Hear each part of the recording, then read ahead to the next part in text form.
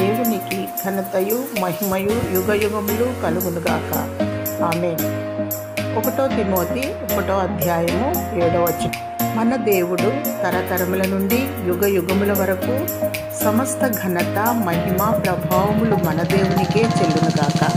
నిన్ను సజీవుల లెక్కలో ఉంచి భూమి మీద జీవింపచేస్తున్నందుకు, ఏ తెగులు అంటకుండా స్వస్థపరుస్తున్నందుకు, ప్రాణాత్మ దేహములను భద్రపరిచి కాపాడుతున్నందుకు, రక్షణ నిరీక్షణ అనుగ్రహించి ఆత్మీయంగా వర్ధిల్ల చేస్తున్నందులకు, శోధన కీడు అవాంతరము తప్పించి ఆదరిస్తున్నందుకు, శత్రువు బారి నుండి విడుదల విమోచన దయచేస్తున్నందులకు, దేవుడు చేయుచున్న మేలులు ఈవుల నిమిత్తమై దేవునికి కృతజ్ఞతాస్తుతులు చెల్లించాలి.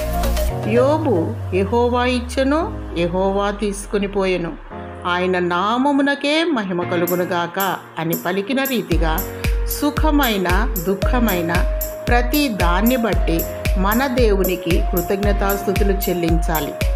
ఆరాధనలకు యోగ్యుడు, ఆయనను స్తుతించు. దేవుడు నిన్ను ఆశీర్వదించి దీవించునుగాక. ఆమేన్.